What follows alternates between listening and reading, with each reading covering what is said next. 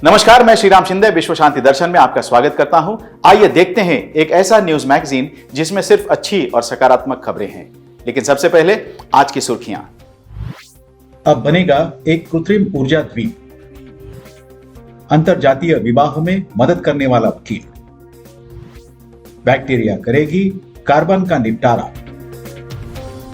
चंपावत में लगे दूध के एटीएम, मध्य प्रदेश में होगी डिजिटल यूनिवर्सिटी। डेनमार्क, नीदरलैंड्स और जर्मनी बनाना चाहते हैं एक कृत्रिम ऊर्जा द्वीप। क्या योजना है, आइए देखते हैं। 3 पश्चिम यूरोपीय देशों ने उत्तरी सागर के बीच एक विशाल कृत्रिम द्वीप बनाने की योजना बनाई है, जहां पवन फार्म 80 मिलियन लोगों के लिए बिजली पैदा करेंगे। इस दुनिया के पहले पावर आइलैंड का अपना रनवे और बंदरगाह होगा। उत्तरी सागर क्षेत्र में लहरों की अपेक्षित ऊंचाई कम होती है और यहाँ बड़ी मात्रा में हवा प्राप्त होती है, जिससे यह जगह ग्रीन पावर हब के लिए आदर्श स्थान बन जाती है। पावर आइलैंड बनाने का प्राथमिक उद्देश्य एक ऐसा हब स्थापित करना होगा जो 30 गीगावाट बिजली उत्पादित कर सके। एक ऐसा वकील जिसने 300 से अधिक घर बसाए हैं, जिसमें अंतरजातीय विवाह हुए हैं। आइए मिलते हैं गुनाशेखर से।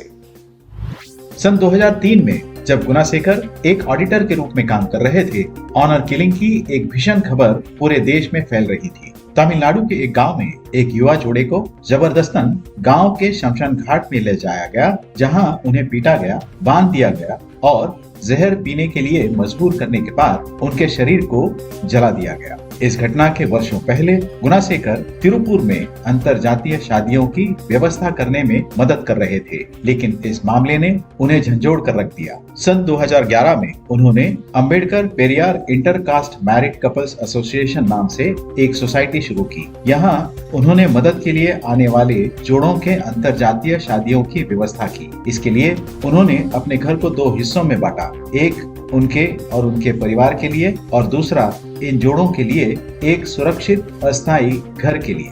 10 साल बाद गुनाशेखर ने सैकड़ों अंतरजातीय जोड़ों को एक सुरक्षित घर के साथ साथ कानूनी और वित्तीय सहायता प्रदान की है। इन वर्षों में राज्य भर में लगभग 300 वकीलों की मदद से उनके एनजीओ ने लगभग 200 अंतरजातीय जोड़ों को स्वतंत्र और सुरक्षित रूप से रहने में मदद की है।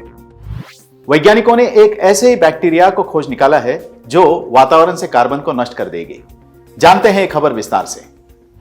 इलिनॉइस के शोधकर्ताओं ने कार्बन मोनोक्साइड और कार्बन डाइऑक्साइड को एसीटोन और आइसोप्रोपेनॉल जैसे रोजमर्रा के रसायनों में बदलने के लिए बैक्टीरिया बनाए हैं, जो कीटाणुनाशक में उपयोग किए जाते हैं और एक्रिलिक ग्लास तथा पॉलीप्रोपिलीन का आधार है। यह प्रक्रिया कार्बन मोनोक्साइड और कार्बन डाइऑक्साइड का उपयोग एक उपयोगी उत्पाद बनाने के लिए करती है, जो इसे कार्बन नकारात्मक बनाती है।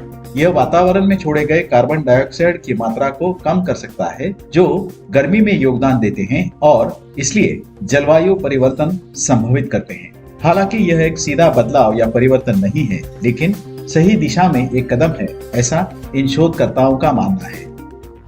उत्तराखंड में चंपावत के रहवासी अब एटीएम से दूध खरीदा करेंगे। इस गांव ने आधुनिकता की ओर एक बड़ा कदम उठाया है।